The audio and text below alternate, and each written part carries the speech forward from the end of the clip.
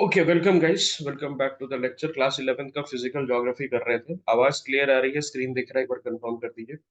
Horizontal and vertical distribution of temperature, इसको हम लोग पढ़ रहे थे, ठीक है। सो temperature depth profile illustrates how temperature decreases with increasing depth in ocean water. जैसे जैसे ओशन वाटर में, ओके, इंक्रीजिंग डेप्थ होता है, मतलब डेप्थ बढ़ते जाता है, तो टेम्परेचर क्या होता है? डिक्रीज होता है। बहुत ही सिंपल चीज है ये। क्यों होता है? क्या इससे रेडिएशन और इंसुलेशन का कोई लेना देना है?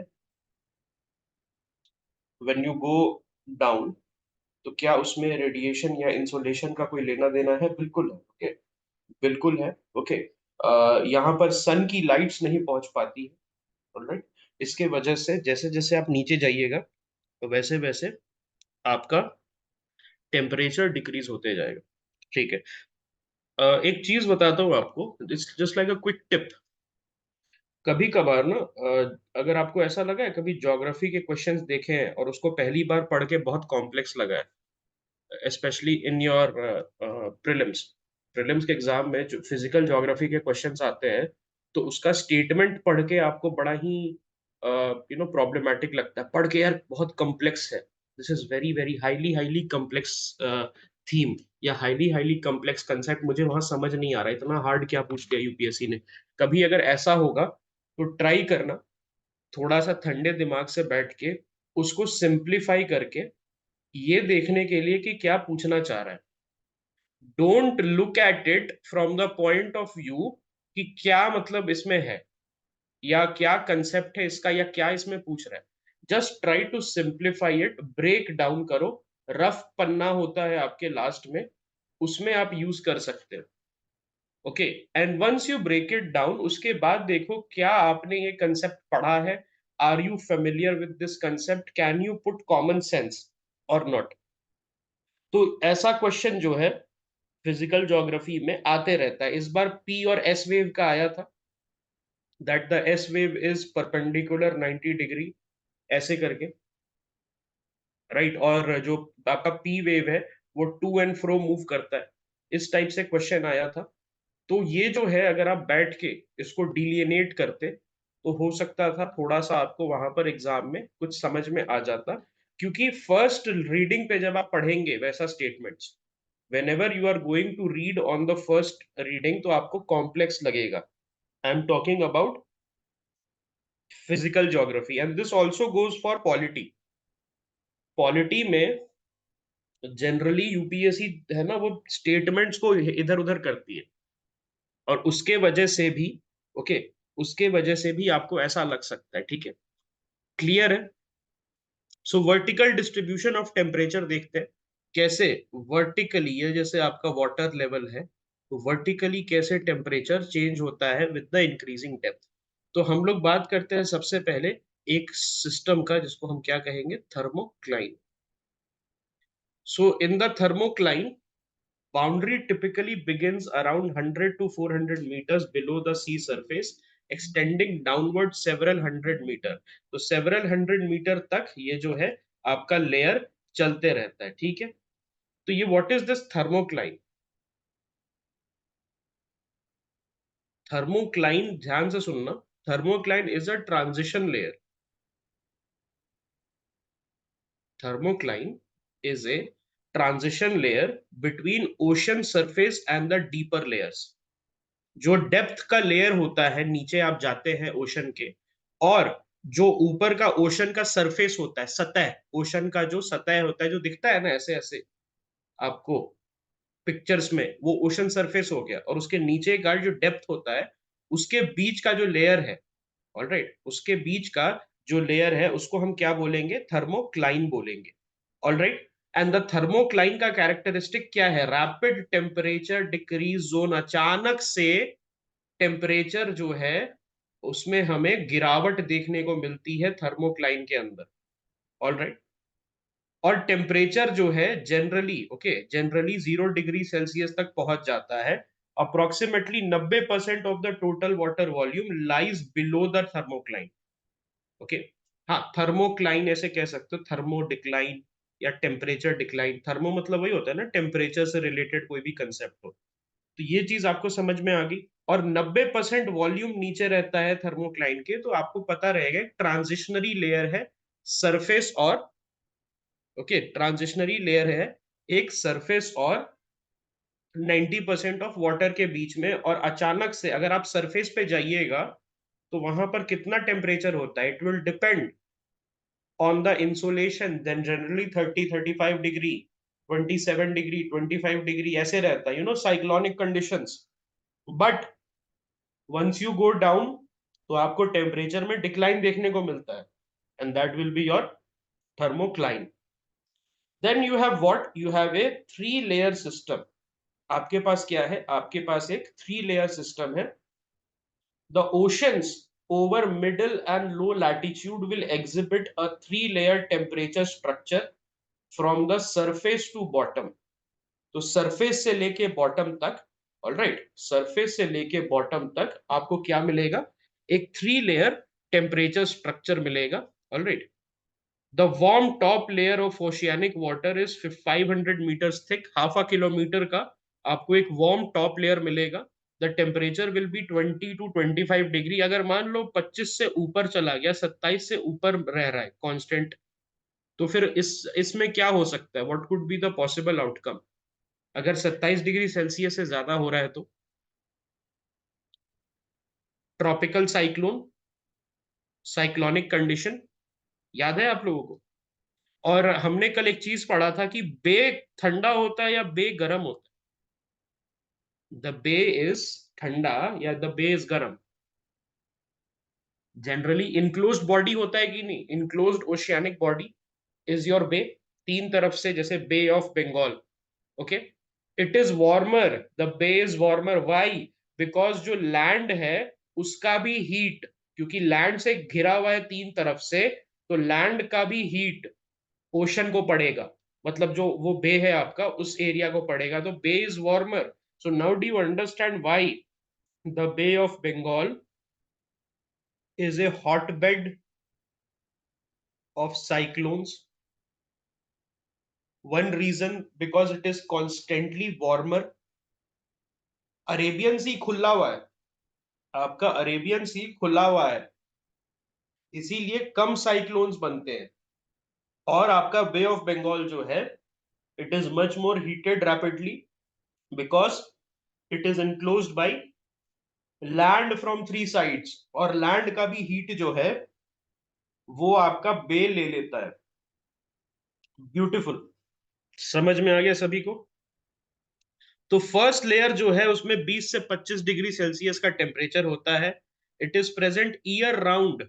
The first layer tropical regions में आपको मिल जाएगा, but develops only during summer in mid latitude.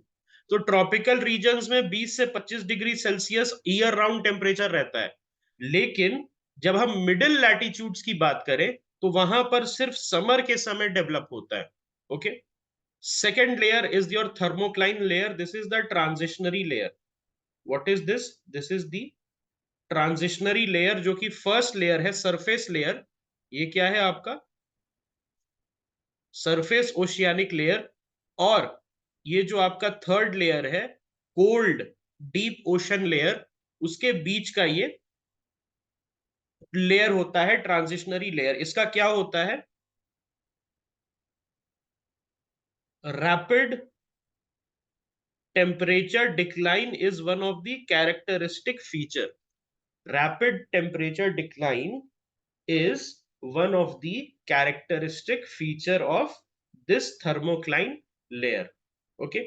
In Arctic and Antarctic region, surface water temperature are close to 0 degree Celsius, resulting in minimal temperature change with depth. तो यहां पर क्या होता है, अगर आप देखिएगा कि अगर मैं बात करूं पोलर वाटर की, जहां पर आपके ग्रीनलैंड है, आइसलैंड है, वो वाला एरिया है, वहां पर तो ऐसे भी सरफेस लेयर भी 0 डिग्री के करीब रहेगा, फ्रीजिंग वाटर. यस और नो? अगर जब आप जाते हैं तो आइसबर्ग्स कहां पर जनरली मिलता है? नॉर्दर्न अटलांटिक में, ओके. मैंटल तो मैंटल नीचे है ना दोस्त, मैंटल इतना नीचे है, और ऐसे भी वोल्केनिक आपको आइसलैंड में मिलता है कि नहीं? हॉट स्प्रिंग्स, हॉट स्प्रिंग्स मिलता है कि नहीं आपको, है ना? वो करता है लेकिन कहीं कहीं पे करता है। तो ये समझिए polar water body 0 degree Celsius surface पे भी रहेगा, और आप नीचे जाइएगा तो वहां पर भी आपको 0 डिग्री है। तो यहां पर क्या बोल रहा है? यहां पर ये बोल रहा है कि there is minimal temperature change with depth in the Arctic and Antarctic region. ये चीज आपको समझ में आई? इन द नॉर्मल रीजन्स अगर मैं बे ऑफ बंगाल में जाऊं तो मेरे सरफेस पे 27 डिग्री सेल्सियस के करीब टेम्परेचर रहेगा। नहीं नहीं, that's not what I meant, I just explain it to you. Bay of Bengal में सरफेस पे 27 डिग्री सेल्सियस रहेगा। अगर मैं नीचे चलता जाऊंगा तो मुझे नीचे में 0 डिग्री सेल्सियस मिलेगा। But what I mean here is कि आर्कटिक में जाइएगा आप तो भाई आपके सरफेस पे भी 0 डिग्री है, नीचे भी 0 डिग्री है, तो ज्यादा फर्क नहीं है। Did you understand the difference between two? ये ट्रॉपिकल एरिया है and this is your polar area. और पोलर एरिया में क्या हो रहा है कि सरफेस भी फ्रीजिंग है, सब फ्रीजिंग या फ्रीजिंग है, और जो नीचे वाला लेयर है वो भी 0 डिग्री है, तो ज्यादा डिफरेंस नहीं है। ओके, ठीक है। तो डिफरेंशिएटिंग फैक्टर डेप्थ रहेगा, temperature will not be there. Differentiating नहीं, सिमिलैरिटी फैक्टर आप बोल सकते हैं, depth will be similar in both of them. Tropical oceans and polar oceans में सिमिलैरिटी रहेगा डेप्थ का, है ना? और डिफरेंस ये रहेगा कि दोनों में टेम्परेचर चेंज जो है वो ज्यादा वेरिएशन कहाँ रहेगा? ट्रॉपिकल में रहेगा, बिकॉज सरफेस जो है वो गर्म रहता है और नीचे जाइएगा तो ठंडा रहता है। This is clear everybody? तो वर्टिकल डिस्ट्रीब्यूशन हमने पढ़ा था, मतलब ऐसे नॉर्थ से साउथ कैसे रहेगा। Okay, layers can be differentiated only by depth. हाँ करेक्ट, ये आपने ठीक बोला। ऑलराइट, हॉरिजॉन्टल डिस्ट्रीब्यूशन की बात करते हैं। Okay, temperature of ocean surface water also varies horizontally.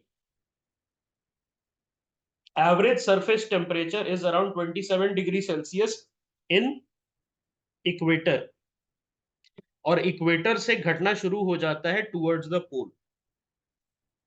Rate of temperature decrease with increasing latitude is approximately 0.5 degree Celsius पर लैटिट्यूड। हर लैटिट्यूड से टेम्परेचर 0.5 डिग्री सेल्सियस घटते जाता है, और ऊपर जाते जाते आपको सब जीरो टेम्परेचर्स के अराउंड का इक्वेशन समझ में आएगा। At 20 degree latitude, average temperature will be about 22 degrees Celsius, while at 40 degree latitude, it decreases to around 14, and near the poles it will be 0। इसीलिए आपको ice caps, आपको icebergs, ये सारी चीजें देखने को, फेनोमेना देखने को मिलता है पोल्स पे। ओके, देन हेमिस्फेरिक वेरिएशन, तो oceans in the northern hemisphere will have higher temperature compared to those in the southern hemisphere. ये बहुत इंपॉर्टेंट है, ये जो है बहुत इंपॉर्टेंट है। Can I say that it is because of the land mass, that in the northern hemisphere there is more land mass? ये हमने कल ही बात की थी। Yes, good. तो ये सब चीजें आ सकती है, these are very important things. Okay, and I cannot stress how much it is important that you have at least 5 revisions। I think 2-3 revisions तो हम क्लास में ही कर लेंगे, लेकिन आपको जो है 5 revisions की आवश्यकता है when I'm talking about NCERT geography। The highest ocean temperature are typically found slightly north of the equator। तो हाईएस्ट ओशन टेम्परेचर आपको कहां मिलेगा? Slightly north of the equator, मतलब ट्रॉपिकल ही रीजन में, ट्रॉपिक ऑफ कैंसर और equator के पास में मिलेगा। कहां पर ये जो होता है, ये वाला इलाका कहां पर है? क्या ये बे ऑफ बंगाल नहीं हो जाएगा? अंडमान के ऊपर, और ये आपके बंगाल के नीचे। यस, अंडमान के ऊपर और बंगाल के नीचे। ये आपको इसीलिए समझ में आ रहा है आप लोगों को why the cyclones will be so prominent. Cyclones का एक कंडीशन है, 27 डिग्री सेल्सियस से ऊपर कांस्टेंट टेम्परेचर होना चाहिए। 27 डिग्री सेल्सियस के ऊपर कांस्टेंट टेम्परेचर होना चाहिए, ठीक है?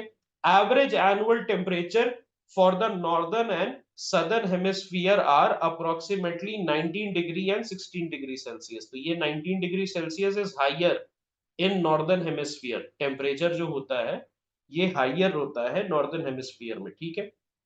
It is influenced by the unequal distribution of land. The northern hemisphere has more land, इसीलिए वहां की वाटर बॉडी जो है हीट ट्रांसफर के थ्रू ज्यादा पानी उनका गर्म होता है, whereas in the southern hemisphere there is lack of land mass compared to the northern hemisphere, इसीलिए वो ज्यादा गर्म नहीं होता है। सरफेस वर्सेस डेप्थ की बात करते हैं, maximum temperature will be observed at the ocean surface due to direct solar heating. तो डायरेक्ट सोलर हीटिंग की वजह से मैक्सिमम टेम्परेचर जो है वो ओशन सरफेस पे रहता है। Heat from the sun is transmitted to deeper ocean layer through convection. Okay, ये याद रखना, नीचे की सरफेस में जो थोड़ा बहुत टेम्परेचर जाता है वो किसके थ्रू जाता है, वो कन्वेक्शन के थ्रू जाता है। ओके, वो जाता है कन्वेक्शन हीट ट्रांसफर के थ्रू। ओके, और वो कन्वेक्शन क्या होता है, प्लीज रिमेंबर दिस, कन्वेक्शन होता क्या है, it is the movement of heat through fluid, layers of fluid. Okay, all right, when a fluid moves over a solid surface तब जाके आपका कन्वेक्शनल हीट ट्रांसफर होता है, ठीक है। Warmer body to a colder body, ठीक है, correct, all right. तो कन्वेक्शन याद रखना, मूवमेंट ऑफ फ्लूइड उसके बेसिस पे रहता है, ठीक है। ये क्वेश्चन आया था, क्वेश्चन कहाँ आया था, आई थिंक 2021 में एक पॉट वाला क्वेश्चन आया था, जिसमें पॉट पे आपने वो रख दिया है, ऑलराइट। यस, कंडक्शन के through body heated body conduction के थ्रू डालेगा इन द सॉलिड, करेक्ट। अब हम बात करते हैं temperature decreases rapidly up to depth of 200 metre after which the rate of decrease also slows down, ठीक है।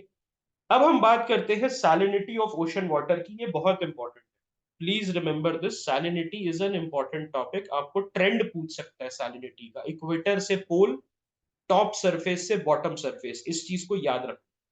11th की फिजिकल ज्योग्राफी और Indian geography is a Bible for you, again I am saying this. 6 to 10 अगर skip भी हो जाए, 11th की skip नहीं करना है किसी को भी, वो क्वेश्चन डायरेक्ट आ रहा है। सैलिनिटी ऑफ ओशन वाटर, तो सैलिनिटी होता क्या है, सैलिनिटी मतलब कितना नमकीन है आपका पानी। It is measured as the amount of salt dissolved in 1000 gram, that is 1 kilogram of sea water. तो what is this amount of salt जो कि डिसॉल्व होगा 1 किलोग्राम ऑफ सी वाटर में। It is typically expressed as PPM या PPT, parts per thousand या parts per billion. Significance क्या है, it plays a important role in regulating oceanic ecosystem and the global climate pattern. Brackish water किसको कहते हैं, salinity of 24.7 parts per thousand is considered the upper limit for defining brackish water, and it is characterized by intermediate salinity level, all right। ये brackish water जो है आपका, ये generally intermediate salinity level हम लोग बोलते हैं। कुछ places होते हैं friends, जैसे कि Dead Sea, Lake Van. Where is Lake Van located, in which country is the lake van located? It's in Turkey, it's given in your NCERT। Turkey में जो है आपका लेक वान जो है वो है। Factors affecting ocean salinity, evaporation and precipitation. So surface water salinity is primarily influenced by evaporation and precipitation pattern. तो यहां पर आपको एक चीज समझना होगा, ऐसे एरिया में जहां प्रेसिपिटेशन ज्यादा है वहां की सैलिनिटी कैसे होगी। ऐसा एरिया जहां पर प्रेसिपिटेशन ज्यादा है, प्रेसिपिटेशन ज्यादा होगा तो सैलिनिटी कम होगी ना, फ्रेश वाटर ज्यादा आएगा। When I am talking about, yes correct, fresh water inflow, so coastal region experiences fluctuation in salinity due to fresh water inflow from rivers। तो जब रिवर से पानी गिरता है आपका कोस्टल रीजन्स में, कोस्टल रीजन्स में तो क्या होता है आपका, अगर आपको पता होगा तो जनरली मार्शेस बनाता है, मार्शेस बनाता है तो वहां का पानी क्या होता है, वहां का पानी ऑल्दो सी वाटर होता है, उनकी सैलिनिटी कम होती है। तो कोस्टल रीजन्स पे salinity will be lower. Polar regions are affected by freezing and thawing process of ice. Wind and ocean current की बात करते हैं। So wind pattern redistribute water impacting your salinity distribution. So wind pattern जो है वो क्या करता है, redistribute करता है water impacting the salinity distribution. Ocean currents also contribute to salinity by transporting water masses with different salinity levels. Okay, ठीक है. यस, सो अगर नहीं, इवापोरेशन का यहां पर नहीं है, इवापोरेशन हो रहा है, so it doesn't automatically means, okay, please remember this, it doesn't automatically means that there will be more precipitation. Okay, अगर इवापोरेशन ज्यादा है और प्रेसिपिटेशन कम है तब क्या होगा, तब the salinity will be at a higher level. Okay, then the salinity will be at a higher level, because हमने देखा था ना कि ग्राउंड वाटर जब ऊपर चला जा रहा है through the process of capillary action और उसके बाद बारिश नहीं हो रही है, तभी जाके सॉल्ट पैन्स बन रहे हैं, है ना. सॉल्ट पैन्स जो है, हमने क्या बात की थी रन ऑफ कच्छ में, मरक्कड़म सॉल्ट पैन्स, ये सब कैसे बात की थी कि भाई जब आपका ग्राउंड वाटर ऊपर जा रहा है and it is evaporating and it is not returning in the form of rain, तभी जाके आपका you are getting your salt pans, correct. Temperature and density, तो salinity, temperature and density of water are interconnected. Changes in temperature और density can also influence salinity levels in a given area. Horizontal distribution of salinity देखते हैं. सो salinity level जो है वो differentiate कर सकते हैं आप horizontally. So normal ocean salinity कितना होता है, 33 to 37 parts per thousand in open ocean. It will peak around 41 parts per thousand in landlocked seas like the Red Sea. इस चीज को ध्यान रखना बहुत प्यार से कि लैंडलॉक्ड सी में ज्यादा सॉल्ट होता है. It is more saline. The landlocked seas are more saline. Which will be more saline, your Arabian Sea or your Caspian Sea? Salinity किसमें ज्यादा होगा, ओशंस की अगर मैं सैलिनिटी की बात करूं, ओशन और सीज की सैलिनिटी की बात करूं, which will be more saline? It will be the Caspian Sea, going by this logic. अगर लैंडलॉक सी है, ऑलराइट, लैंडलॉक सी है, राइट, करेक्ट, ठीक है. तो अगर हम यहां पर देखें तो विच इज मोर सेलाइन, अगर मैं बात करूं let's say Indian ocean, Indian ocean is more saline और Pacific ocean is more saline. Indian ocean will be more saline और Pacific ocean will be more saline. Indian ocean less saline है, Indian ocean कम सेलाइन है. सबसे ज्यादा salinity Atlantic की है, remember this, the highest salinity is of Atlantic ocean. उसके बाद आपका आता है पैसिफिक, ओके, और देन थर्ड में आपका आता है इंडियन. Okay, okay. यहां पर आप समझिए कि मैं अगर बे ऑफ बंगाल की बात कर रहा हूं तो क्या बे ऑफ बंगाल का सैलिनिटी ज्यादा होगा या कम होगा, ध्यान से सोचना, ध्यान से सोचना, बे ऑफ बंगाल की सैलिनिटी कैसी होगी. बे ऑफ बंगाल की सैलिनिटी वेरी लो होगी. अब आप बोलोगे कैसे, ये भी तो लैंडलॉक्ड है, ऑलमोस्ट लैंडलॉक्ड है. इसके पीछे का रीजन क्या है, more rivers forming delta and getting into the coastal areas. उसके बाद रेन ऑल्सो ना, it also gets a lot of rain due to frequent low pressure region formation. तो बे ऑफ बंगाल के पास प्रेसिपिटेशन बहुत हाई रहता है. ओके, प्रेसिपिटेशन जो रहता है सबसे ज्यादा रहता है, ठीक है. सबसे उसके बाद इंडियन के बाद कम किसका रहेगा, इंडियन ओशन के बाद कम आपका Arctic Ocean. Arctic Ocean will be the least saline. Why, इसके पहले हमने पढ़ा था, if you guys remember, that due to freezing fresh water reserves बहुत सारे हैं उनके पास, क्योंकि in the form of icebergs fresh water reserves बहुत सारा है. Extreme salinity conditions, sorry estuaries, ये पहले देख लो. आर्कटिक और एस्चुअरी में 0 से 35 पीपीटी के बीच में रहता है.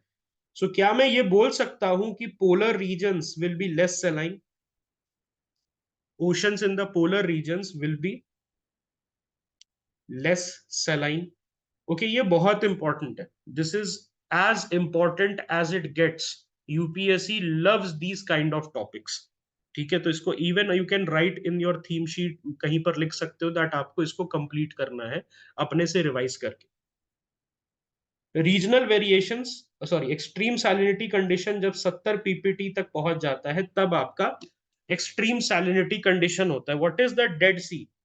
तो जनरली जब एक्सट्रीम सैलिनिटी कंडीशन होता है तब आपका फिशेस वगैरह सरवाइव नहीं कर सकता है।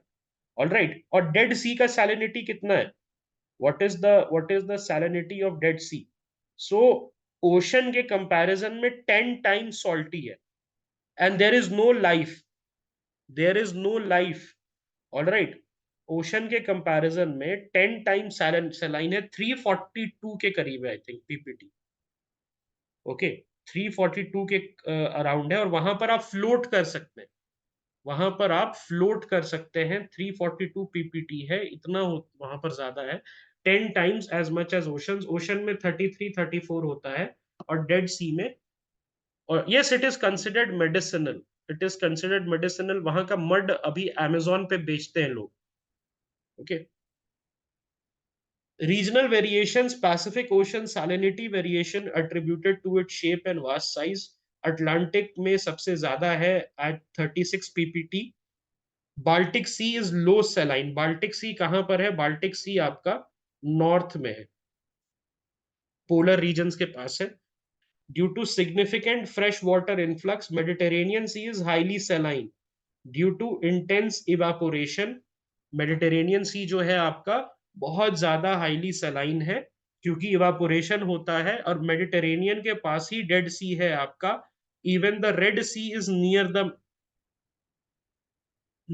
The even your red sea is near the Mediterranean. ठीक है,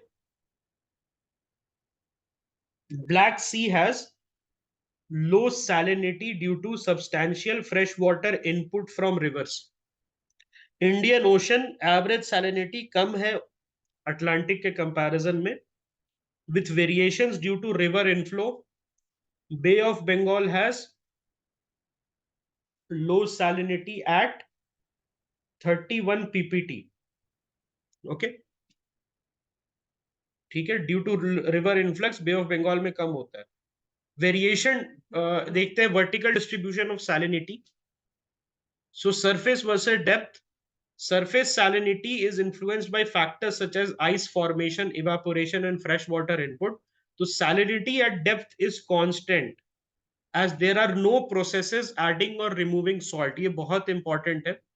ओके, salinity जो at depth है, it remains relatively constant as there are no processes adding or removing salt।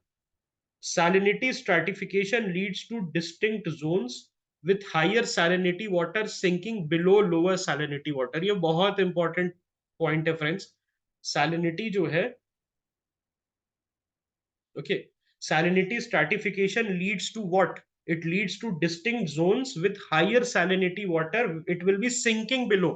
तो जिसमें सॉल्ट ज्यादा रहता है वो डेंस हो जाता है ना, डेंस हो जाता है वो नीचे, बिल्कुल सही, डेंस होता है तो नीचे चला जाता है। Halocline marks a distinct zones where salinity increases sharply with depth. तो हैलोफाइल्स अगर मैं बोलूं तो सॉल्ट लविंग बोलते हैं ना हम लोग कि हैलोफाइट्स है, सॉल्टी इन्वायरमेंट में सरवाइव कर सकता है। हैलोक्लाइन जो होता है, it marks a distinct zone जहां पर सैलिनिटी इंक्रीज करता है विथ डेप्थ। तो मैं बोल सकता हूं at lower levels, at the, जैसे जैसे आप नीचे जाओगे salinity will increase, salinity increases. All right, lake Van का 330 पीपीटी के करीब है टर्की में। Lake Van is the saltiest body of water. Dead sea 238 है, अराउंड 238 से 340 के बीच में फ्लक्चुएट करता है। Great Salt Lake is 220 ppt. Where is your Great Salt Lake located? आपका जो ग्रेट सॉल्ट लेक है वो कहां पर लोकेटेड है? It is in Utah, America. It is in Utah, America. Okay, तो ये एक चीज आपको समझनी होगी, इन सारे इन सारे एरियाज में आपका बहुत मुश्किल से कोई माइक्रो ऑर्गेनिज्म भी सरवाइव कर पाता है। ऑल दीज एरियाज, यहाँ पर फिशेस जो होता है, ओके, फिशेस जो होता है वो बहुत मुश्किल से सरवाइव करेगा, अगर सरवाइव करेगा भी तो it will be a very curious case. Okay, ठीक है।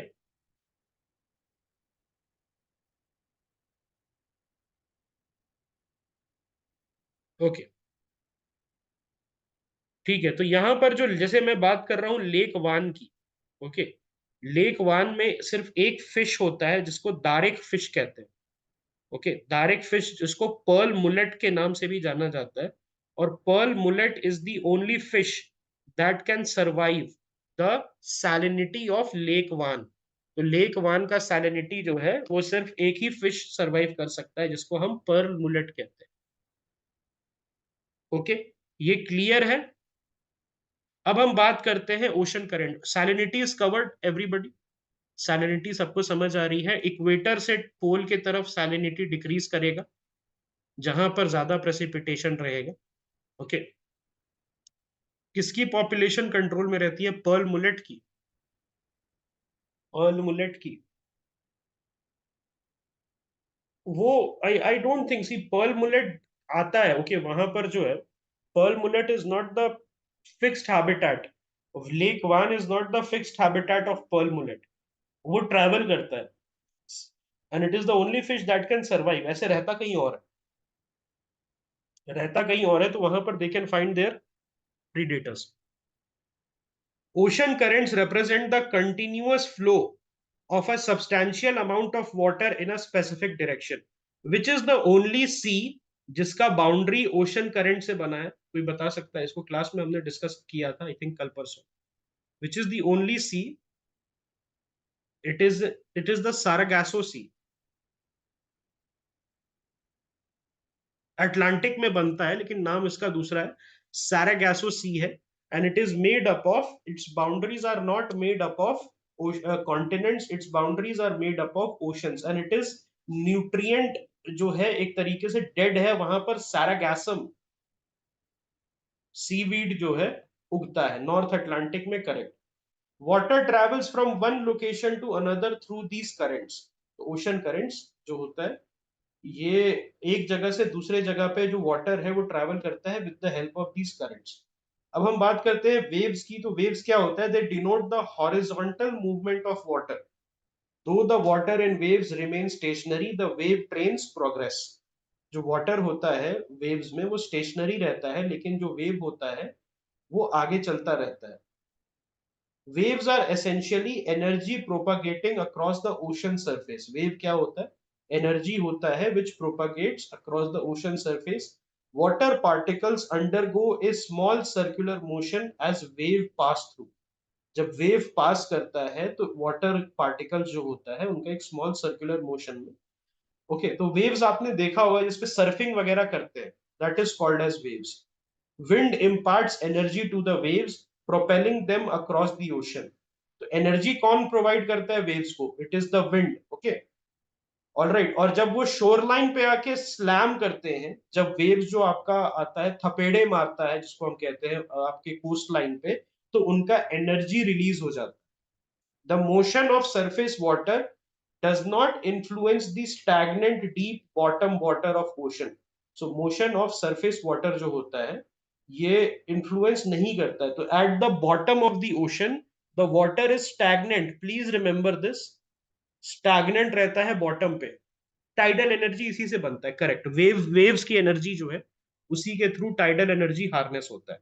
और ये जो होता है सरफेस वाटर होता है, it is constantly in motion and it is disturbed by wind given energy through waves। Okay, friction between dynamic water and the sea floor causes the waves to decelerate as they approach the beach।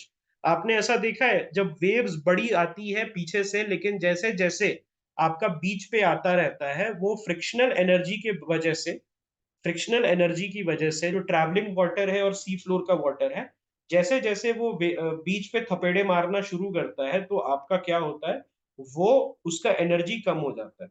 Waves break when the water depth is less than half the wavelength. जो waves होता है they will break जब water depth जो होता है वो half है wavelength पे। तो शैलो वाटर में जनरली वेव्स जो है कमजोर देखने को मिलता है, डीप वाटर में वेव्स ज्यादा आपको देखने को। लार्जेस्ट वेव्स कहां अकर करता है? ओपन ओशन में। Why? Because there will be no coast line energy को खींचने के लिए, no coast line to decelerate. waves increase in size as they absorb energy from the wind and continue their journey. All right.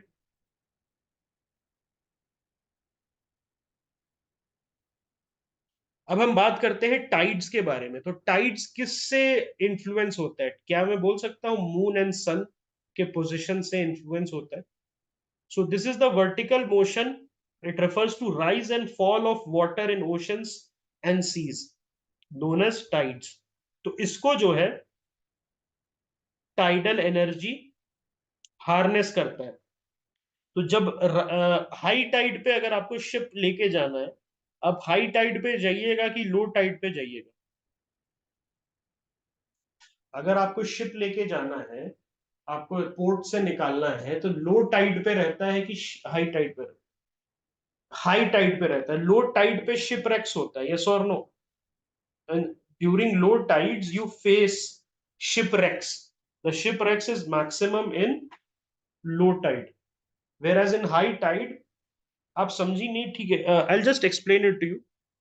आप ऐसे समझो कि पानी जब ज्यादा रहता है सरफेस के पास, पानी जब ज्यादा रहता है तब आपका शिप आगे जाएगा, या पानी जब एकदम कम रहेगा तब? कभी देखा है एक शिप आ गया और ज्यादा रहेगा तो मैं बोल सकता हूँ हाई टाइड। हाई टाइड में क्या रहता है? सरफेस वाटर राइज करता है, इसीलिए जो शिप्स है वो निकलता है हाई टाइड में। आपने देखा है abandoned ships near the coast, rocky coast है उसके पास में एक पायरेट का शिप टाइप का पड़ा हुआ है, शिप रेक हो गया है। ओके, तो वो कब होता है? वो होता है लो टाइड में। Yes, tides occur due to what? Due to the gravitational pull of the sun and moon, causing the ocean water to rise and fall twice daily. Okay, upwelling of cold water from subsurface and sinking of surface water also contribute to vertical motion in ocean water। तो जब cold water ऊपर की तरफ जाता है और surface warm water नीचे की तरफ सिंक करता है, तो ऊपर नीचे जो होता है ऐसे, उसके वजह से भी आपका जो ओशन वाटर है मोशन में आ जाता है। एंड देन इससे भी आपका टाइडल इफेक्ट आपको देखने को मिलता है, लेकिन majority tidal effect is due to the gravitational pull. Okay, characteristics of waves. तो वेव्स जो होता है क्रेस्ट एंड ट्रफ क्रिएट करता है। What is crest and trough? आपने देखा होगा इकोनॉमिक्स वगैरह में, डिप्रेशन जब हम पढ़ रहे थे या टेक्निकल रिसेशन पढ़ रहे थे, तो हमने इस टाइप का डायग्राम बनाया था, अप्स एंड डाउन्स। तो the top is called crest, और यहाँ बॉटम में ट्रफ बनाता है। Okay, crest and trough and crest and trough ऐसे, ऊपर नीचे ऊपर नीचे। ठीक है, wave height, it is the vertical distance from the bottom to the top।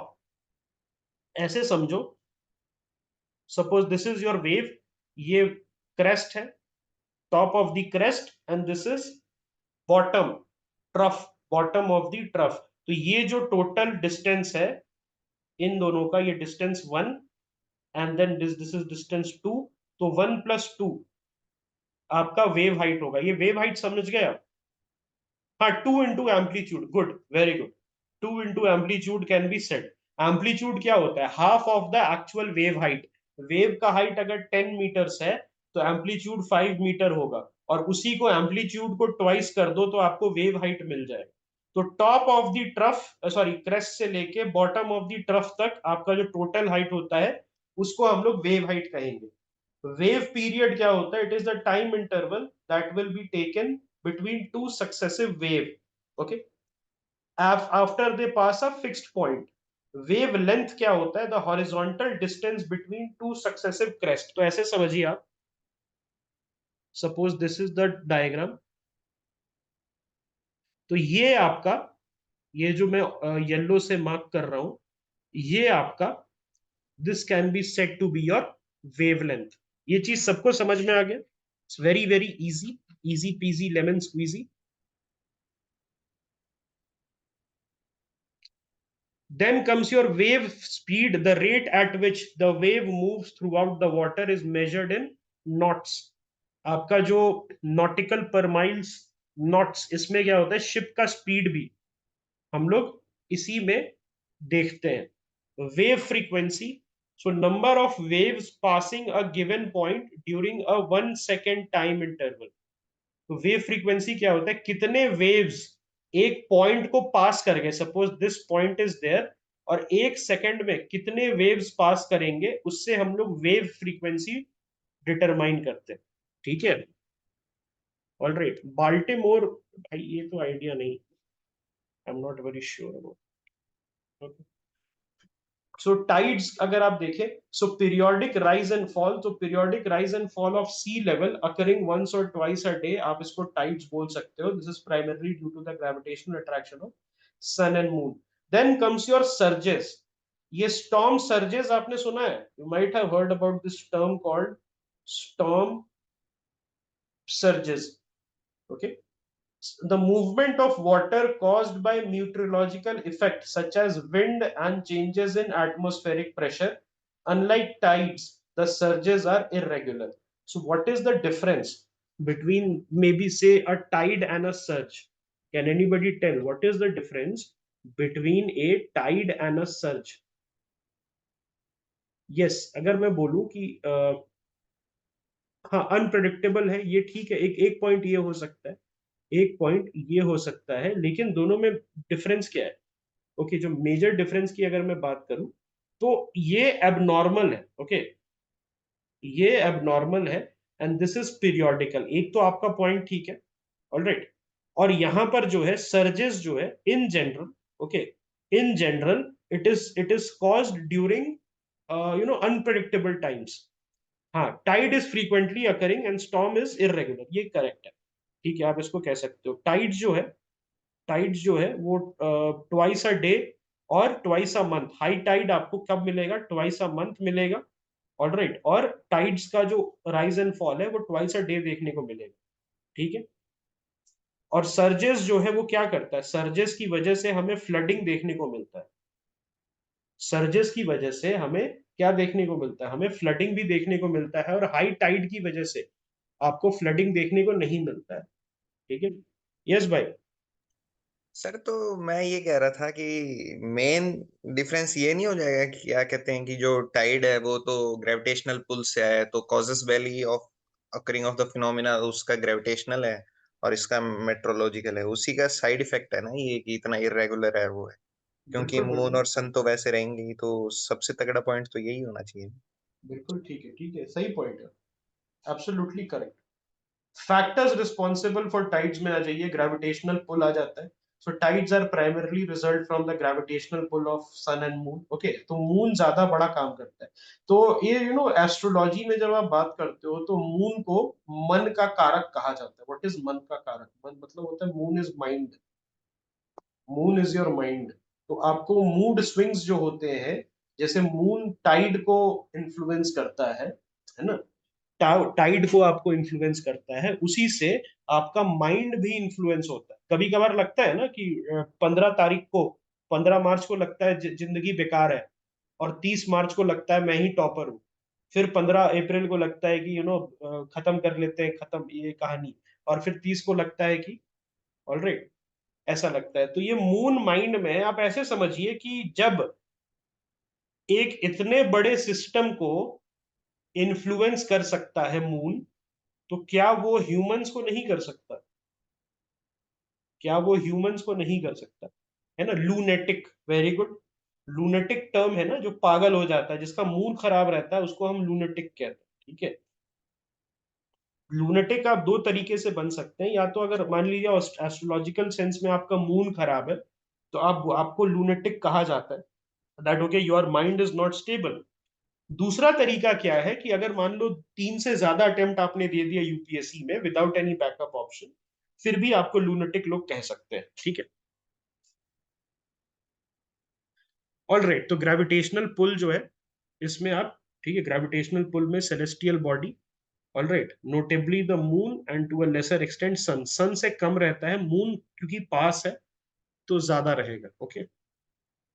Centrifugal force is one of the reasons. So this force acts in opposition to gravity and contributes to the formation of tide.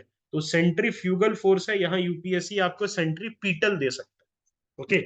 आपको UPSC क्या बोल सकता है कि centripetal force act करता है, which is not correct, centrifugal force act करेगा, alright, ये याद रखना। What is the difference if I am talking about centrifugal force, right, and what is the difference between centripetal force? So centrifugal force, it acts along the radius और away from center लगता है, away from center, whereas centripetal क्या लगता है?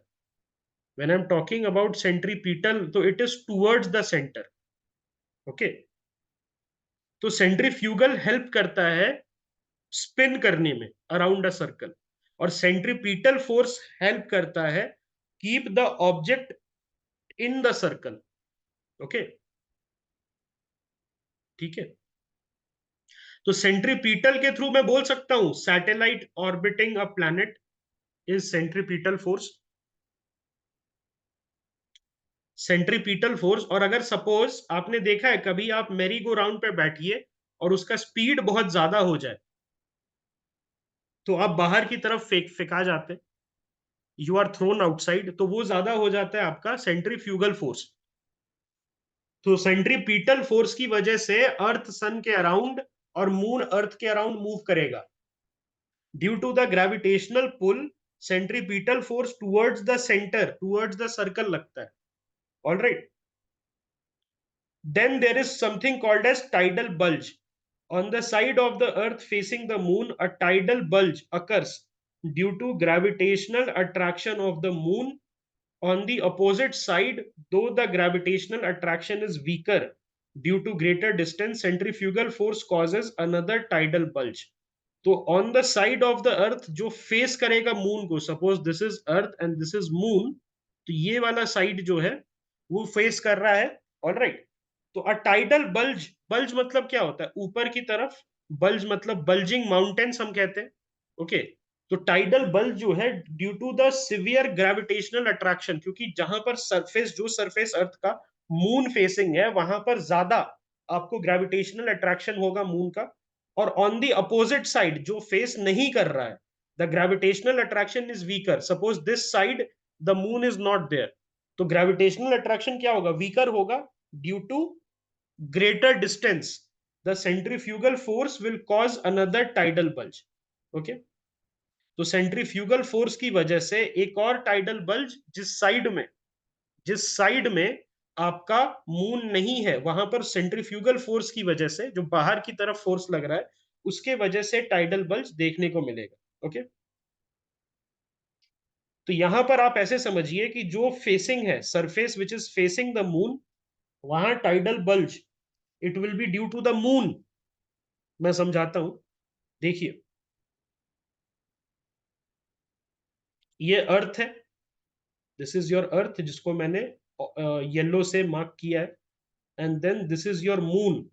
तो एक बार में आप ऐसे समझिए कि एक बार में एक ही सरफेस पे मून रहेगा ना, वन सरफेस पे मून नहीं दिखेगा और दूसरे सरफेस पे मून दिखेगा, यस। तो जहां पर मून दिखेगा वहां पर भी टाइडल बल्ज होगा, बट दैट टाइडल बल्ज मतलब टाइडल अपसर्ज जिसको कहेंगे, या बल्ज मतलब ऊपर उठना, it will be due to the direct attraction, gravitational attraction of the moon।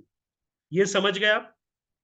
जहां से दिख रहा है सरफेस पे वहां से डायरेक्ट अट्रैक्शन की वजह से टाइडल बल्ज होगा।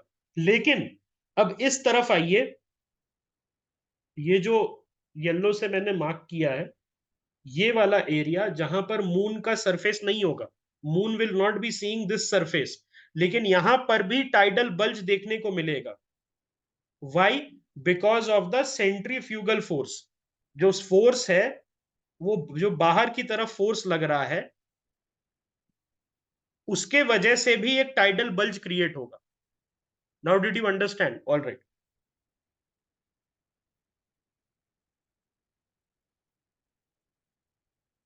Tide generating force, so difference between the gravitational attraction of the moon and the centrifugal force से आपको tide generating force मिलेगा. What is net force? Near the moon the gravitational pull is greater, resulting in a bulge towards the moon. Conversely, on the opposite side of the earth where the moon gravitational pull is weaker, the centrifugal force, a centrifugal force is a force which is directed away from the circle. जो circle के away है, अर्थ क्या है, circular shape है ना, spherical circular shape, तो यहां पर सेंट्रीफ्यूगल फोर्स लगेगा. उसके वजह से जिस पार्ट ऑफ द अर्थ में मून नहीं दिख रहा है, that part of the earth जहां पर मून आपको नहीं दिख रहा है, वहां का जो मून वो वाला पार्ट है, वहां पर सेंट्रीफ्यूगल फोर्स मतलब बाहर की तरफ जो फोर्स लगेगा उसके वजह से आपको टाइडल बल्ज देखने को मिलेगा. Is this clear? इस कंसेप्ट से आई थिंक सभी को क्लियर हो गया होगा. Okay. Horizontal tide generating forces, these forces are more significant than vertical forces in generating tidal bulges on the earth's surface.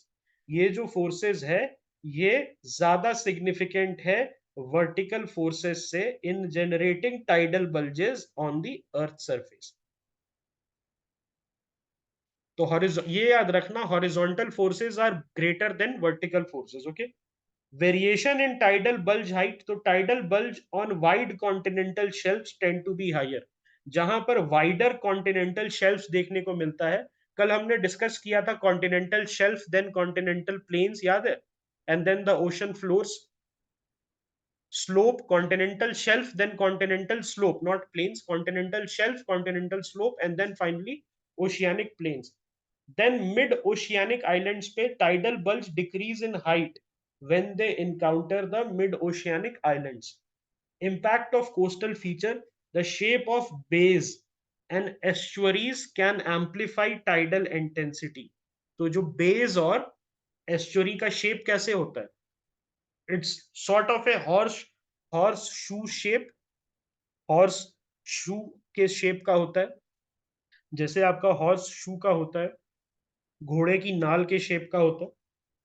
Funnel shaped बे जो होता है, they can significantly alter tidal magnitude and the tidal currents occur when tides are channeled between islands or into bays and occur, sorry, estuaries. All right. ये जो tidal currents है ये कब आपका बनता है?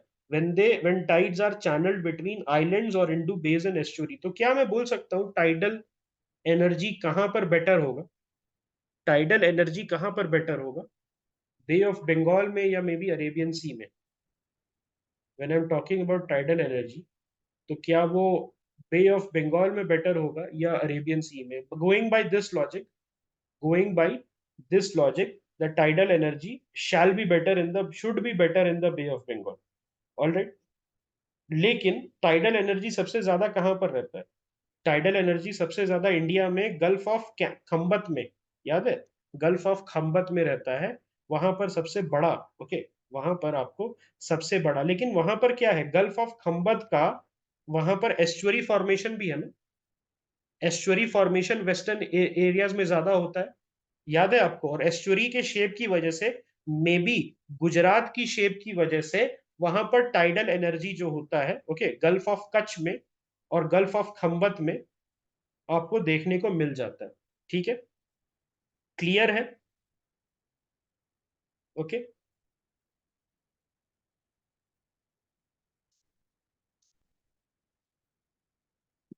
Types of tides based on frequency. So there are semi-diurnal tide. This is the most common tidal pattern, characterized by two high tides and two low tides each day. मतलब दो high tide रहेगा और दो low tide रहेगा, moderate level का each day. Okay, और successive high और low tide और रफली ऑफ द सेम हाइट, ज्यादा हाइट का डिफरेंस नहीं है, दोनों में ज्यादा हाइट का डिफरेंस नहीं होगा. Then comes diurnal tide, only one high tide and one low tide. एक हाई टाइड रहेगा और एक लो टाइड रहेगा जो कि ईच डे अकर करेगा. Successive high and low tides are approximately again of the same height. Then it will come as mixed tide. These tides exhibit variation in height and commonly occur along the west coast of North America, मतलब California coast में, जो आपका Canadian Alaskan coast है वहां पर, and on many island in the Pacific ocean. अब बात करते हैं ग्रेविटेशन के बेस पे और सन मून और अर्थ के पोजीशन पे. ये बहुत इंपॉर्टेंट है, may be you can right it down. ये सबसे ज्यादा इंपॉर्टेंट है. बेसिक क्वेश्चन में नीप टाइड स्प्रिंग टाइड जरूर आएगा. अगर यूपीएससी इस चैप्टर से कोई बेसिक क्वेश्चन देना चाहता है तो it will give in the form of spring tide and neap tide, and this is also a previous year question. तो स्प्रिंग टाइड में क्या होता है, यहां पर सन, मून और अर्थ जो है it will align in a straight line. Sun moon जो अर्थ, ओके, सन मून और अर्थ जो होता है वो एक स्ट्रेट लाइन में, this is your son, this is your moon and this is your earth, वो एक स्ट्रेट लाइन में आ जाता है. और टाइड का हाइट होता है मैक्सिमम. इसको क्या बोलते हैं, spring tide. The spring tide occurs twice a month.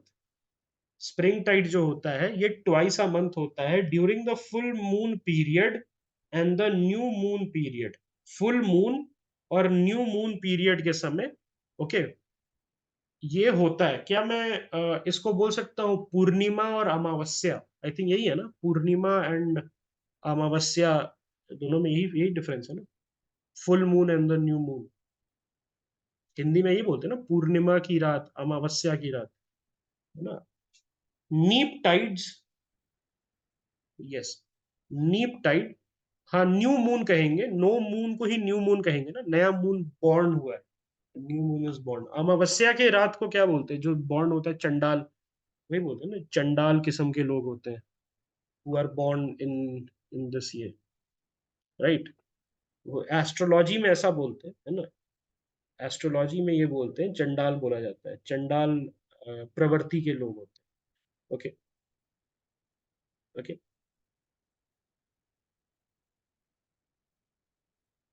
Alright,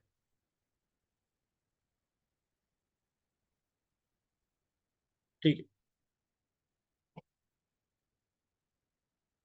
During neap tide, the sun and moon are at right angles to each other, resulting in counteracting forces.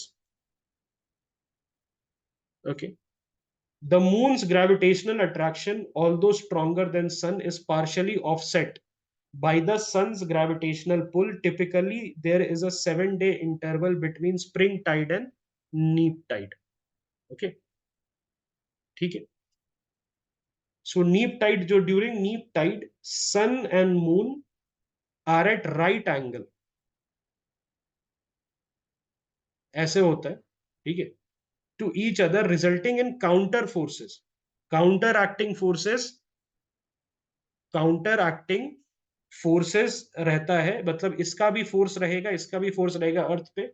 और moon, moon का जो gravitational attraction है जो strong होता है sun से, because sun is at a greater distance, it is partially offset by the sun's gravitational pull, और उसके वजह से क्या होता है, वीकर टाइड हमें देखने को मिलता है. ऑलराइट, देन अब हम बात करते हैं टाइडल रेंज के बारे में. So you have perigee, you have perigee, alright. Once a month, when the moon's orbit is closest to the earth, unusually high and low tide will occur. During this time, the tidal range is greater than normal. Apogee, 2 weeks later, moon is farthest from earth and its gravitational forces diminished, resulting in lower tide. Then comes your perihelion, around January 3rd, when earth is closest to the sun. Tidal ranges are also much greater, leading to unusually high and low tide. तो यहां पर आप ऐसे समझिए, गी क्या होगा, peri गी मतलब मून से रिलेटेड है, एपोगी क्या है, मून से रिलेटेड, पेरीहीलियन और एफीलियन किससे रिलेटेड है, पेरीहीलियन और एफीलियन आपका सन से रिलेटेड है। ओके, तो ऐसे समझ गए, दोनों में ज्यादा डिफरेंस नहीं है। अफीलियन विल अकर जुलाई 4 को, जब यूएसए का बर्थडे है, when earth is farthest from the sun, earth is farthest from the sun and the tidal ranges are much less than average, the tidal ranges are much less than average. Okay, tide का importance क्या है, navigation, harbour entrance, desilting and water quality maintain करने में, energy generation. Okay, so who is the, alright, अभी India में 3 megawatt tidal power project Durgaduani, ये याद रखना, दुर्गा दुआनी कहां पर है, सुंदरबंस में। Right in your theme sheet, वो भेज देना, इंडियन एक्सप्रेस वाला भेज देना, right in your theme sheet tidal projects in India.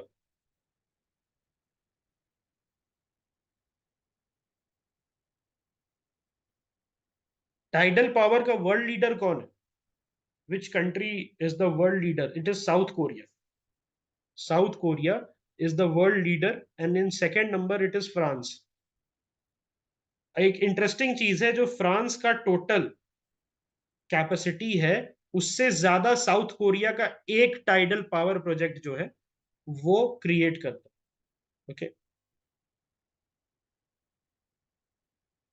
ठीक है, सो ये जो है आपका टाइड्स खत्म हो गया।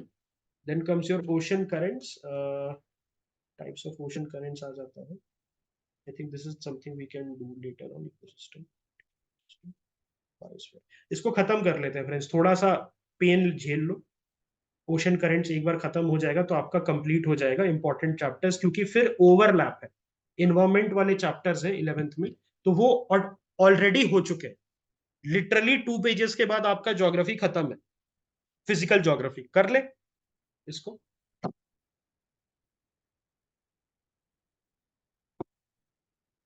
अब हम बात करते हैं ओशन करेंट्स के बारे में। So ocean currents are similar to river flow within ocean, representing a regular volume of water following a definite path and direction. वो क्या करता है, मूवमेंट को करता है, मूवमेंट दिखाता है वाटर का। ओके, एक डेफिनेट पाथ एंड डायरेक्शन में, from one place to another, ocean currents ये होता है।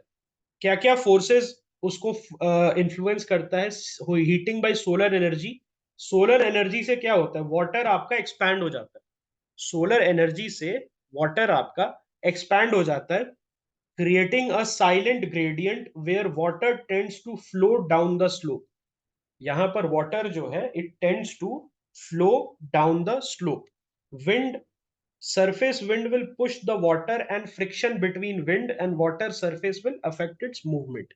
तो विंड की वजह से, ग्रेविटी की वजह से pulls water down and creates a gradient variation. Gravity की वजह से वाटर नीचे जाएगा, ऊपर आएगा, नीचे जाएगा, ऊपर आएगा, जिससे क्या होगा, एक वेरिएशन क्रिएट होगा। विंड की वजह से हमने एक पढ़ा था that wind provide energy to the waves, उसी तरीके से विंड जो है, surface wind also provides energy to the ocean currents. Then Coriolis force, जो अर्थ का रोटेशन की वजह से फोर्स होता है, ऑलराइट, उस वो ओशन करंट को हेल्प करता है, ठीक है। It causes the water to move to the right in northern hemisphere, तो please remember this, water will move right due to the Coriolis force in the northern hemisphere, and to the left, and it will move to the left in the southern hemisphere, resulting in the accumulation of water in certain location. These accumulation and the flow around them will form gyres, producing large circular current in all ocean basin. सारे ocean basins में they are going to produce large circular currents. Okay, और form क्या करेगा, जायर्स। What are जायर्स या gyrus, जायर्स या gyrus, जैसे भी आप इसको प्रोनाउंस करना चाहें। सो बेसिकली अगर मैं बात करूं जायर्स की, तो it is large rotating system of ocean currents, large rotating system of what, system of ocean current, जो कि कोरियोलिस इफेक्ट से होता है।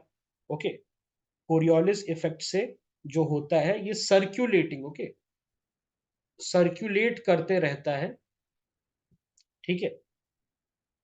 और ये जो है आपका, आपने ऐसा देखा है जायर्स का फॉर्मेशन कैसे होता है? Have you seen like this, इस टाइप से ओशन करंट का movement in the map? Have you seen like this?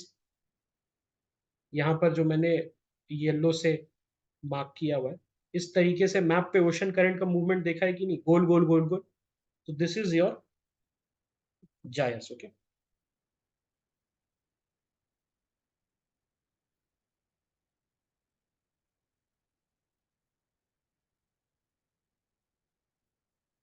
Secondary forces जो कि ओशन करंट पे काम करते हैं, डेंसिटी का डिफरेंस होता है, जिसमें सैलिनिटी आ जाता है। Water with higher salinity is denser than water with lower salinity, and cold water is denser than warm water. Cold water की डेंसिटी ऑब्वियसली ज्यादा होती है वार्म वाटर से, और वाटर जिसमें सॉल्ट ज्यादा होता है, it will be more denser than water with lower salinity. Temperature, denser colder water will sink while warmer water will rise। इसीलिए सुनो ध्यान से, cold water ocean current will occur when cold water at the poles will sink and move towards the equator। this is very important। पोल से निकल के south की तरफ आता है। आप अगर मैप पे देखिएगा तो जितने भी कोल्ड करंट्स हैं, वो ऊपर से नीचे की तरफ, पोल से इक्वेटर की तरफ जा रहे हैं।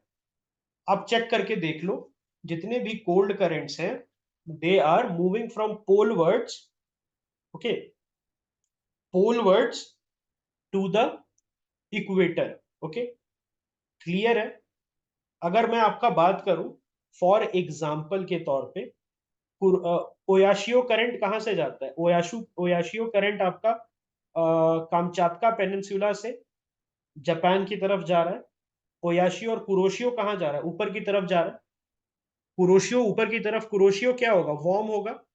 और ठीक है, और ये क्या होगा आपका? ओयाशियो आपका क्या होगा? कोल्ड होगा। दूसरी तरफ आप देखिएगा, लैब्राडोर करंट पोल से साउथ की तरफ जा रहा है। वेनेजुएला करंट अंटार्कटिक से अफ्रीका की तरफ जा रहा है। पेरू करंट चिले से पेरू की तरफ जा रहा है। कैलिफोर्नियन करंट अलास्का से कैलिफोर्निया की तरफ जा रहा है। तो सबका यहां पर समझ में आया आप लोगों को? Cold water ocean current will go from pole to the equator. Why?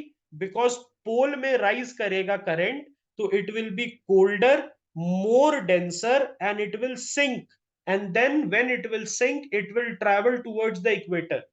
ये क्लियर है सभी को? ये क्लियर है? और हॉट वाटर कैसे करेगा? Warm water current will flow from the equator along the surface। why? because they are less dense। तो वो क्या करेगा? सरफेस के along मूव करेगा। whereas your cold water current will sink, क्योंकि वो हैवी रहेगा कोल्ड वाटर करंट, और नीचे चला जाए। ठीक है? Currents are typically strongest near the surface। This is very important। Reaching speeds exceeding 5 knots। तो कौन सा ओशन करंट ज्यादा तेज रहेगा? कोल्ड वाटर करंट या वार्म वाटर करंट? अगर सरफेस के पास वाले करंट ज्यादा स्ट्रॉन्ग रहते हैं, तो which will faster travel faster? It will be the warm water current, okay. At greater depth, तो डेप्थ पे कौन रहता है? Cold water, because it will sink for being heavy, so they are generally slower। current strength will correlate with speed with faster current which are stronger। तो मैं कह सकता हूं कि warm current will be stronger than the cold currents। Simple सा science है, basic science है। the warm current the warm current will be colder than sorry will be stronger than your cold current। ठीक है? All right. सो अब मैं बात करता हूं टाइप्स ऑफ करंट के बारे में। इसका एक minute, what I will do is that, एक minute, just wait a moment, I'll just send you a very very good diagram on the group.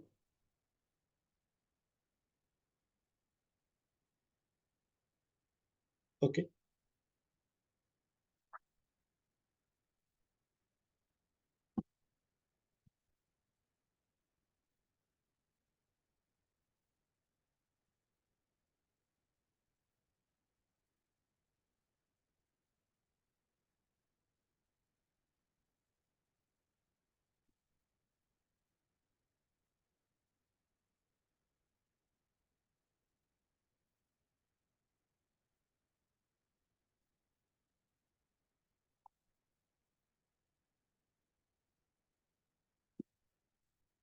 ये दिख रहा होगा आपको, ये मैप दिख रहा है, can you see the map? Okay, तो यहां पर जरा सा ब्लू वाले करंट्स को देखिए आप, just look at the blue वाला करंट।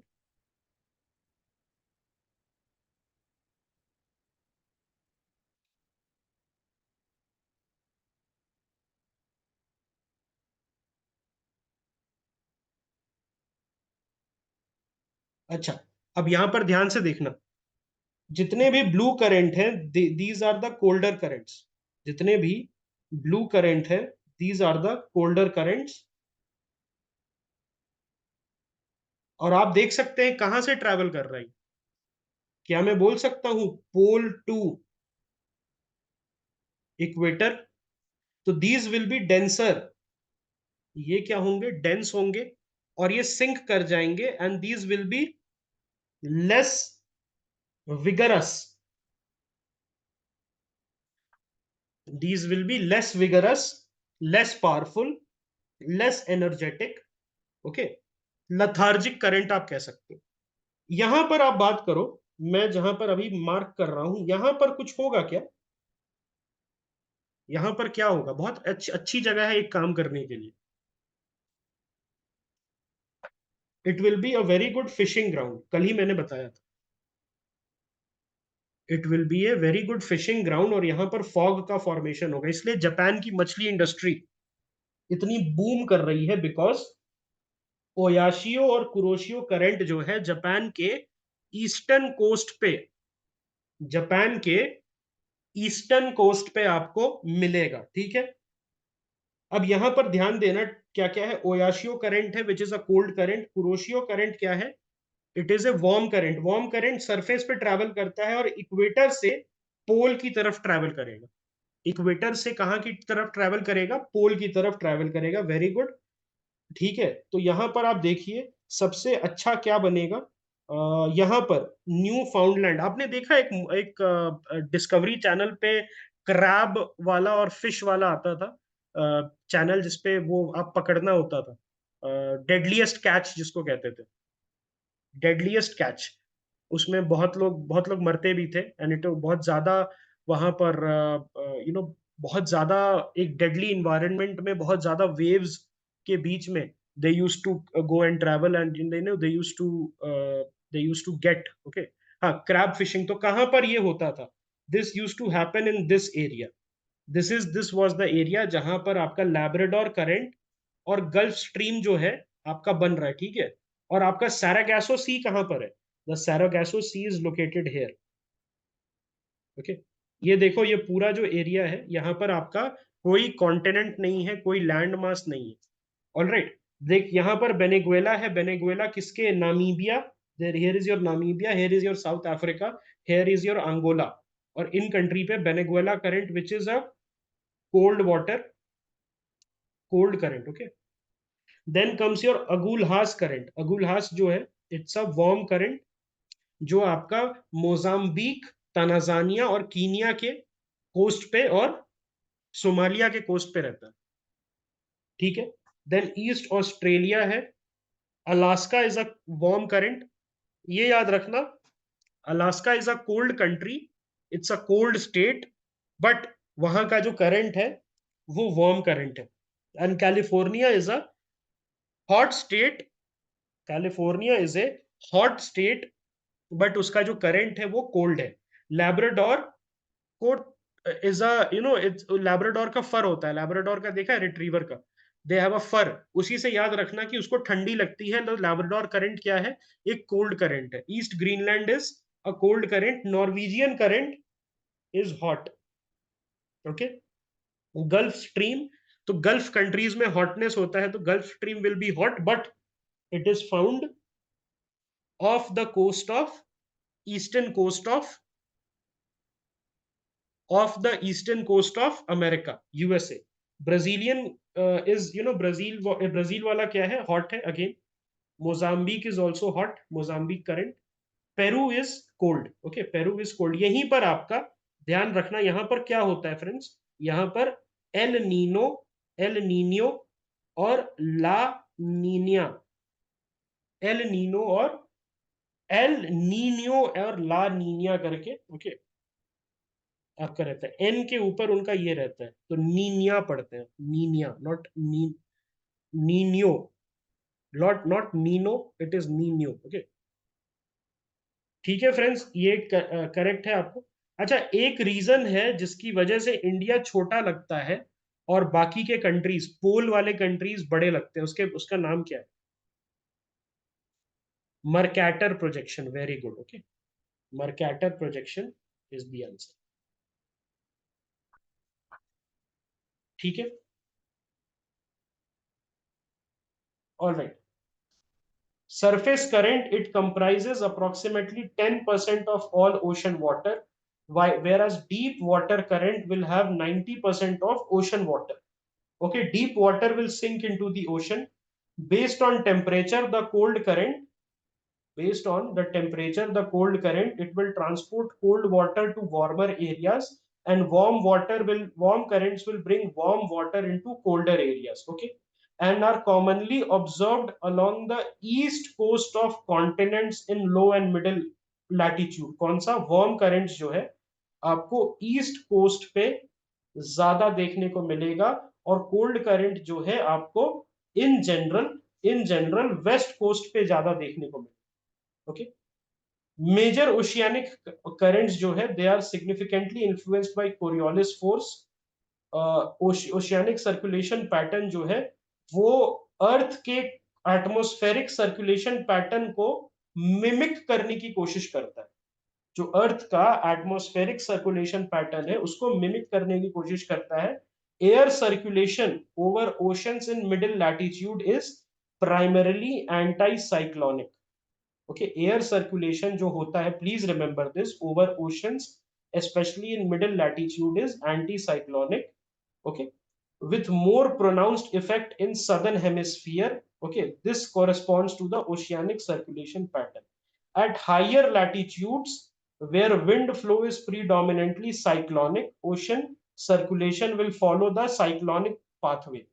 तो साइक्लोनिक पाथवे आपको याद है, anti clockwise and what is the cyclonic pathway, clockwise और anti clockwise. When I am talking about cyclonic pathway, when I am talking about cyclonic pathway, is it clockwise rotation or anti-clockwise rotation? So cyclones will rotate clockwise in the southern hemisphere. Please remember, in the southern hemisphere they will rotate clockwise, and in the northern hemisphere they will rotate as counterclockwise. तो ये तो wind movement हो गया, लेकिन अगर आपको याद होगा तो because of Coriolis force water भी राइट की तरफ मूव करेगा, that is the clockwise direction in the northern hemisphere, and in the southern hemisphere it will move in the anti-clockwise direction. So this is उल्टा। Ocean का जो होता है, ocean का अगर आप देखिएगा, वाटर जो है वो राइट की तरफ मूव करेगा नॉर्दर्न हेमिस्फीयर में, ओके, और लेफ्ट की तरफ मूव करेगा आपका सदर्न हेमिस्फीयर में। लेकिन जब हम विंड मूवमेंट की बात करते हैं, साइक्लोन रोटेशन की बात करते हैं, तो इट इज राइट की तरफ in the southern hemisphere, and in the northern hemisphere it is towards the anti-clockwise side. मतलब जैसे क्लॉक आपका मूव करता है घड़ी, उसके उल्टा मूव करेगा wind cyclone in the northern hemisphere. Okay, ठीक है। Oceanic circulation will also play a vital role in transporting heat from one latitude belt to another. तो हीट ट्रांसपोर्ट में भी हेल्प करता है। cold water from the Arctic and Antarctic circle will move towards warmer tropical and equatorial regions. उसके उल्टा warm water will move towards the poles. Okay, इसका effect क्या होता है ओशन करंट का? Cool water on the west coast. Okay, west coast जो होता है, वेस्टर्न कोस्ट जो होता है कॉन्टिनेंट का, वहां पर आपको कूल वाटर देखने को मिलता है. So now do you see one of the reason that India के ईस्ट कोस्ट पे क्यों साइक्लोन्स ज्यादा फॉर्मेशन होगा? करेक्ट. और उसके बाद वेस्ट कोस्ट जो है, इसके वजह से there will be desert formation. Okay, rain shadow area का formation which will lead to desert formation. Fog may occur and the regions are generally arid. Why the regions are generally arid? Because अगर आप देखिएगा warm currents, okay, warm currents जो है वो आपका अगर eastern side में ज्यादा है तो रेन ज्यादा, प्रेसिपिटेशन ज्यादा होगा, और आपको जो है वेस्टर्न साइड में low average temperature, narrow diurnal and annual temperature ranges, जिसकी वजह से arid condition and finally deserts आपको देखने को मिलेंगे. ओके, तो ये कहां पर होता है? Tropical and subtropical areas में. तो Sahara desert, Thar desert, Atacama desert, मैं कह सकता हूं आपको tropical and subtropical latitude वगैरह पे मिल जाएगा. But in the middle and the higher latitude, western coast of continent are bordered by warm water. These areas will exhibit cool summer and relatively mild winter with narrow annual temperature range. तो ये area में क्या रहेगा? Cool summer रहेगा. कैसे area में? Middle और higher latitude. Higher latitude का मतलब है पोल वर्ड्स, मतलब पोल के पास वाले latitude. Okay, relatively mild winters with narrow annual temperature range, ना ज्यादा गर्मी ना ज्यादा ठंडी. ओके, ट्रॉपिकल और सब ट्रॉपिकल लैटिट्यूड में ईस्टर्न कोस्ट पे क्या इंपैक्ट रहेगा? Warm current will flow parallel to the east coast leading to warm and rainy climate. These areas lie on the western margins of subtropical anticyclones. तो इसकी वजह से desert कभी भी ईस्टर्न साइड में आपको ट्रॉपिकल सब ट्रॉपिकल एरियाज में ज्यादा देखने को नहीं मिलेगा.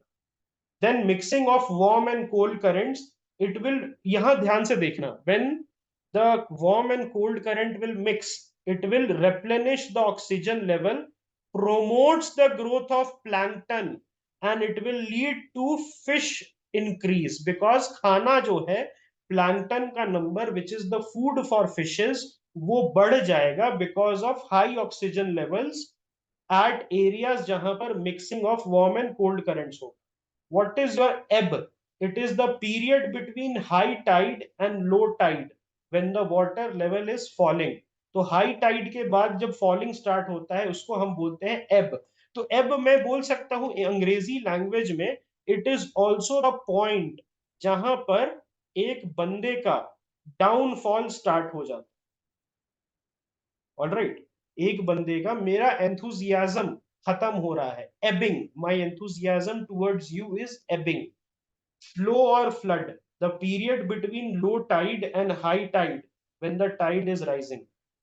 तो फ्लो और फ्लड क्या होता है? ऐसा लो टाइड और हाई टाइड के समय जब राइज स्टार्ट होता है, राइज स्टार्टिंग, और एबिंग मतलब जब डाउनफॉल स्टार्ट हो रहा है. इसी के साथ आपका खत्म हो गया है क्लास 11th का फिजिकल ज्योग्राफी, बिकॉज जो लास्ट के 2 चैप्टर हैं that is related to bio ecosystem and biotic ecosystem, food chain, food web, that has been completed in the class, grazing food chain, everything is done. इसको एक बार revise जरूर कर लेंगे हम लोग, okay, before going to class 11th Indian geography. वो भी बहुत इंपॉर्टेंट है. क्लास 11th की इंडियन ज्योग्राफी जो है वो भी बहुत ज्यादा इंपॉर्टेंट है. Obviously this is something that we can revise when we will come back at 3 PM. 3 बजे जब हम लोग वापस आएंगे तो इसको हम लोग रिवाइज करेंगे. ठीक है, बहुत सिंपल सी चीज है, इसको सिर्फ रिवीजन करना है. ओके, बहुत सिंपल है. उसके बाद क्वेश्चंस भी बना लेंगे, 30-40 questions of vision test number 29. Okay, तो चलो friends, thank you so much, congratulations, your class 11 physical geography is over. Now we can go towards revisions. Alright.